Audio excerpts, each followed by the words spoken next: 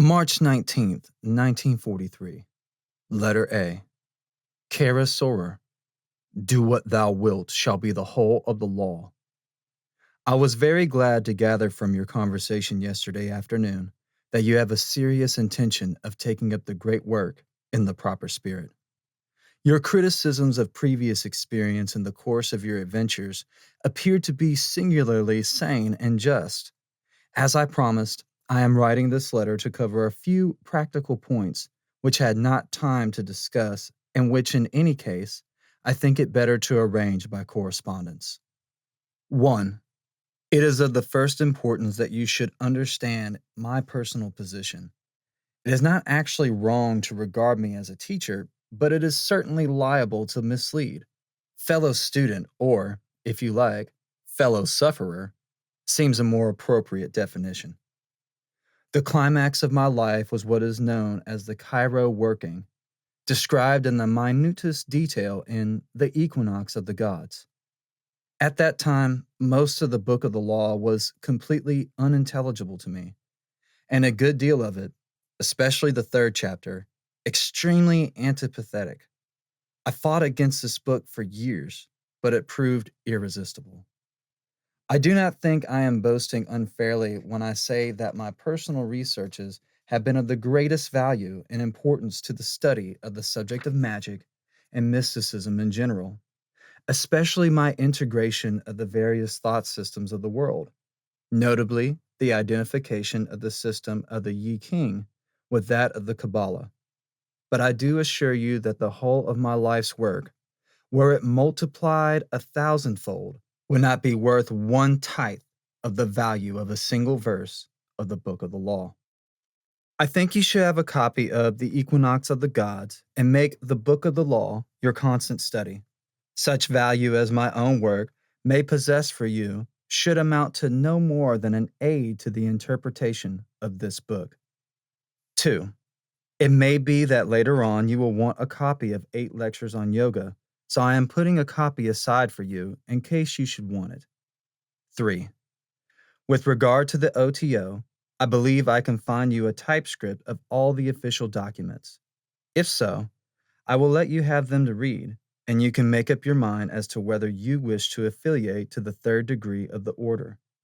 I should consequently, in the case of your deciding to affiliate, go with you through the script of the rituals and explain the meaning of the whole thing, communicating, in addition, the real secret and significant knowledge of which ordinary masonry is not possessed. 4. The horoscope.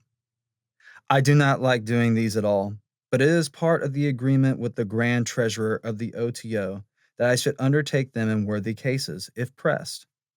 But I prefer to keep the figure to myself for future reference, in case any significant event makes consultation desirable.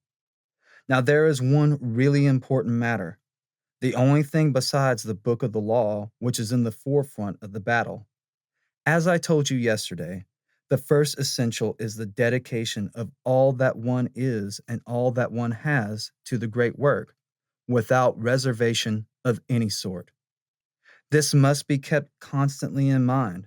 The way to do this is to practice Liber Resh Vel Helios, Subfigura 200, pages 425 through 426.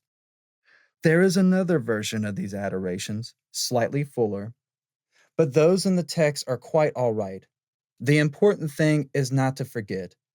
I shall have to teach you the signs and gestures which go with the words. It is also desirable, before beginning a formal meal, to go through the following dialogue. Knock 3 times, then 5, then 3. Say, do what thou wilt shall be the whole of the law. The person at the other end of the table replies, what is thy will? You. It is my will to eat and drink. He. To what end? You. That my body may be fortified thereby. He. To what end? You. That I may accomplish the great work. He. Love is the law, love under will. You, with a single knock, fall to. When alone, make a monologue of it. Thus, knock 3, 5, 3. Do what thou will, etc. It is my will, etc. It is impossible to exaggerate the importance of performing these small ceremonies regularly and being as nearly accurate as possible with regard to the times. You must not mind stopping in the middle of a crowded thoroughfare, lorries or no lorries, and saying the adorations.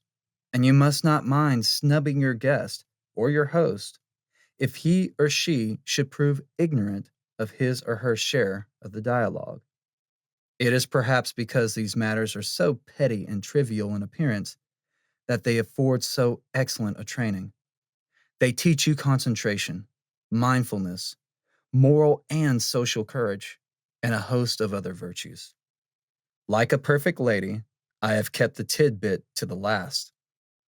It is absolutely essential to begin a magical diary and keep it up daily.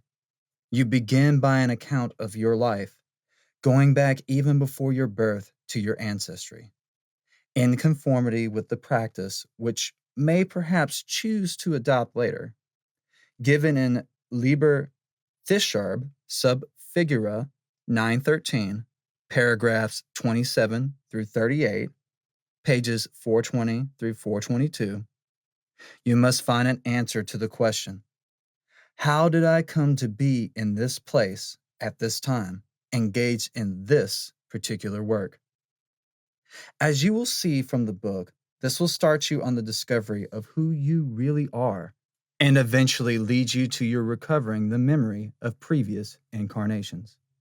As it is difficult for you to come to town except at rare and irregular intervals, may I suggest a plan which has previously proved very useful, and that is a weekly letter. Eliphas Levi did this with Baron Spiedeler, and the correspondence is one of the most interesting of his works. You ask such questions as you wish to have answered, and I answer them to the best of my ability. I, of course, add spontaneous remarks which may be elicited by my observations on your progress and the perusal of your magical diary. This, of course, should be written on one side of the paper only, so that the opposite page is free for comments, and an arrangement should be made for it to be inspected at regular intervals. Love is the law, love under will. Yours fraternally.